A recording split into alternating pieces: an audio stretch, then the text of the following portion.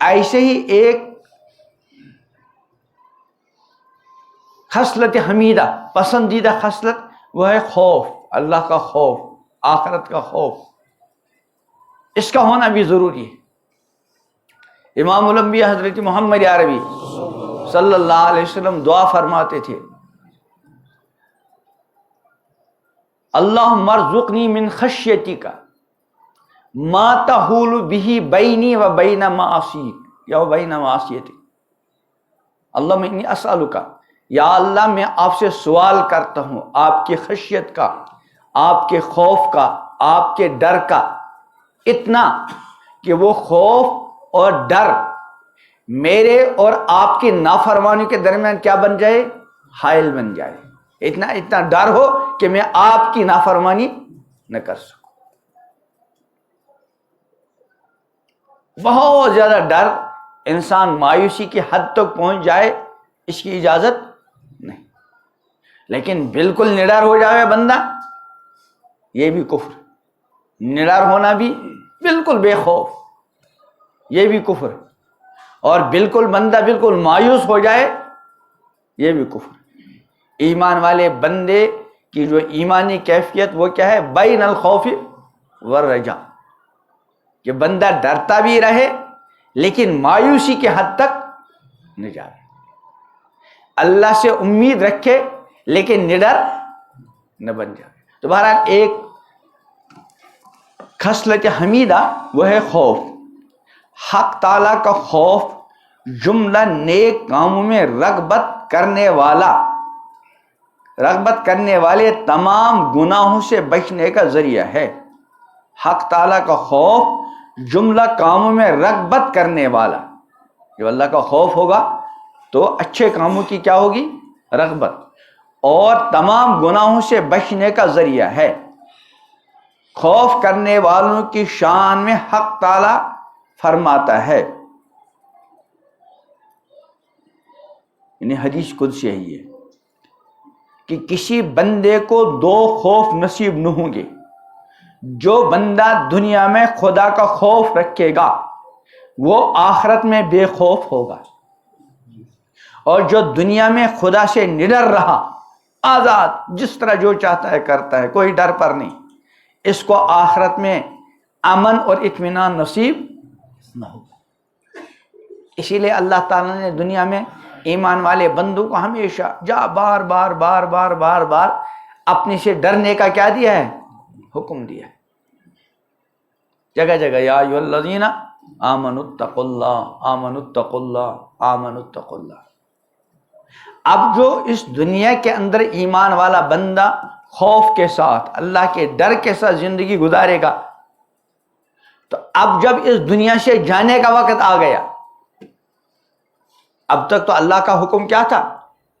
بار بار ڈرتے رہو ڈرتے رہو ڈرتے رہو، لیکن جب دنیا سے جانے کا حکم آ گیا، وقت آ گیا، اب اللہ کی طرف سے حکم ہے کہ اللہ تخاف ولا تحزن، اب ڈرنے کی ضرورت نہیں ہے نا۔ قرآن میں ان الذین قالوا ربنا اللہ، جن لوگوں نے کہا ہمارا رب کون ہے؟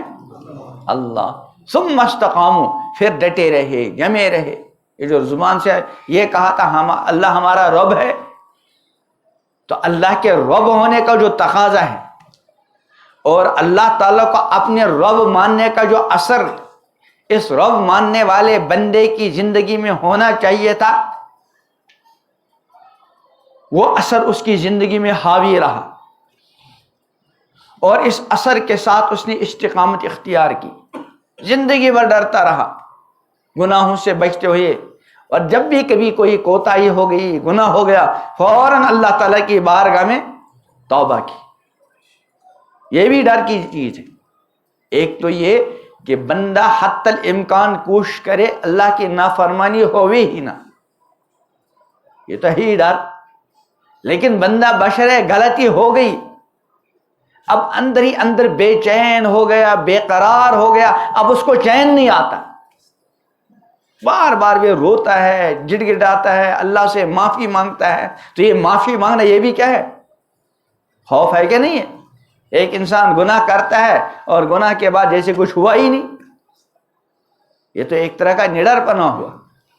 اور دوسرا بندہ اس سے گناہ ہو گیا، اب وہ بے چین بے قرار ڈر رہا ہے، رو رہا ہے، اللہ سے معافی مانگ رہا ہے. تو ڈر دونوں، ایک ڈر تو یہ کہ اللہ کے ڈر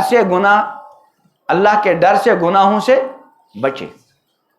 لیکن اب اگر کبھی گناہ ہو گیا تو اب اللہ کے ڈر کی وجہ سے اس گناہ سے کیا کرے؟ توبہ کرے. تو کیا فرمایا؟ ان الذین قالوا ربنا اللہ، جن لوگوں نے کہا ہمارا رب کون ہے؟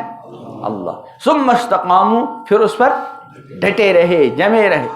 تو جمنے کا مطلب کیا ہے؟ ہر حکم کو ٹھیک طریقے سے بجا لانے کی کوشش کی، اور ہر گناہ سے بچنے کی کوشش کی. اور اگر کبھی کوئی غلطی ہو گئی، گناہ ہو گیا، فوراً کیا کی؟ توبہ. تو یہ استقامت ہے. جب انہوں نے اس دنیا میں رہنے کا جو اللہ کی طرف سے وقت تھا وہ مکمل ہو گیا، اور اب جانے کا وقت آ گیا. اب تک تو فرشتوں ہی کے ذریعے قرآن نازل ہوا، جس میں بار بار اللہ کی طرف سے کیا حکم ملتا تھا؟ ڈرتے رہو، ڈرتے رہو، ڈرتے رہو. لیکن اب جب جانے کا وقت آ گیا دنیا سے تو تتنزل علیہم الملائکہ، اب فرشتے آتے ہیں. وہاں تو فرشتے آتے تھے کن کے واسطے سے؟ انبیاء کے واسطے سے. خود تو ہر انسان کے پاس فرشتے نہیں آئیں گے، کن کے واسطے سے آتے ہیں؟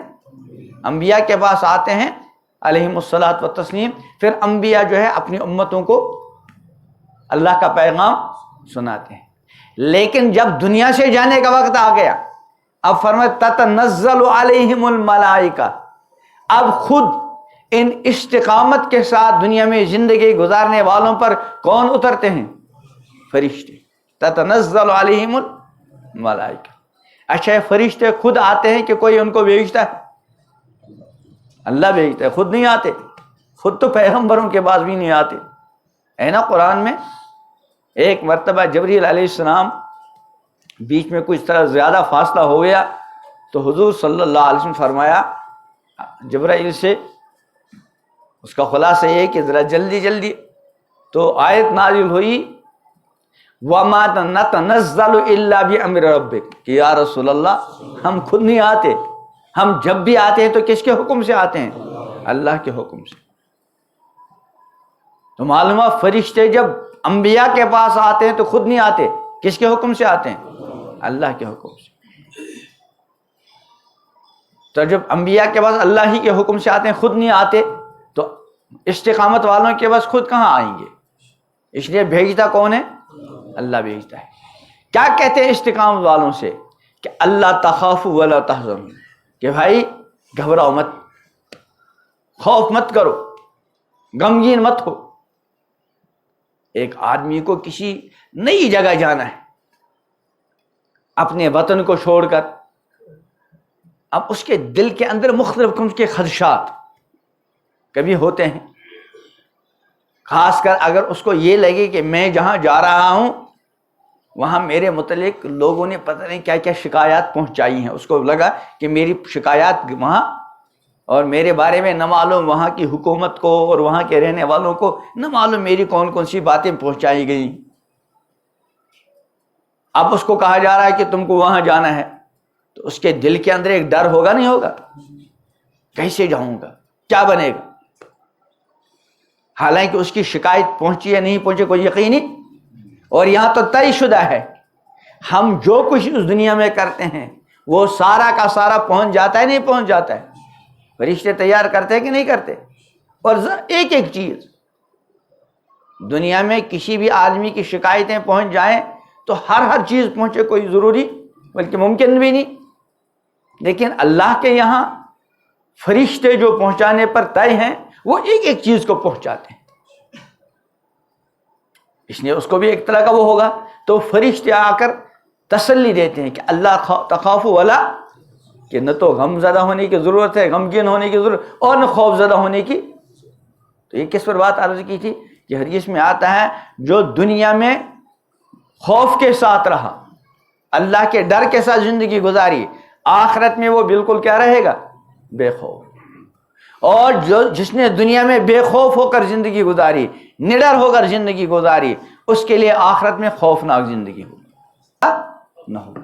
یعنی جس بندے کے دل میں جس قدر اللہ تعالیٰ کی معرفت حاصل ہوگی اسی قدر اس کے دل میں اللہ کا کیا ہوگا؟ خوف ہوگا، ڈر بھی ہوگا۔ اس لیے امام الانبیاء حضرت محمد عربی صلی اللہ علیہ وسلم نے ارشاد فرمایا انا اتقاکم، میں تم سب میں سے اللہ سے سب سے زیادہ کیا ہوں؟ ڈرنے والا، کیونکہ سب سے زیادہ معرفت تھی۔ حالانکہ انبیاء کیا ہوتے ہیں؟ معصوم۔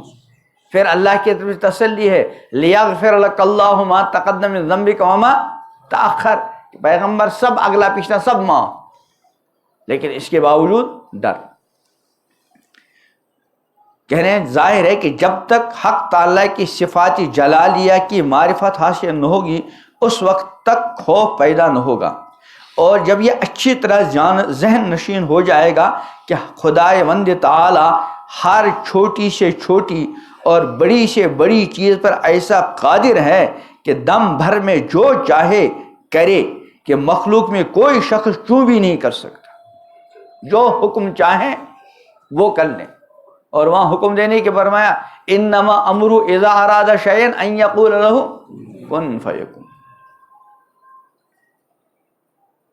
تو اس وقت خوف و خشیت پیدا ہو جائے گی۔ اگر خوف پیدا کرنا ہو تو حق تعالیٰ کے جلال اور اس کی بے نیازی پر نظر کرو۔ حضرات انبیاء کرام علیہم السلام پر کبھی اللہ تعالیٰ کی رحمت کا ایسا انکشاف ہوتا تھا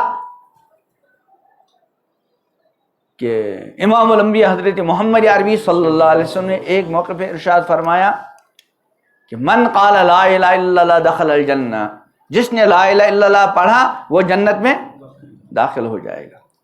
حضرت ابو ذر غفاری رضی اللہ تعالی نے عرض کیا یا رسول اللہ وَإِن زَنَا وَإِن سَرَقَ، اے اللہ کے رسول اگرچہ اس لا الہ الا اللہ والے نے چوری کی ہو، کوئی غلط کام کیا ہو، فرمایا وَإِن زَنَا وَإِن سَرَقَ، ہاں ٹھیک ہے، چاہے گناہ کیا ہو، چوری کیا ہو، کچھ بھی کیا ہو، لا الہ الا اللہ کہنے والا جنت میں جائے گا۔ ابو ذر غفاری نے پھر عرض کیا وَإِن زَنَا وَإِن سَرَقَ، یا رسول اللہ اگرچہ وہ چوری کرے، بدکاری کرے، پھر بھی جنت؟ فرمایا وَإِن زَنَا وَإِن سَرَقَ۔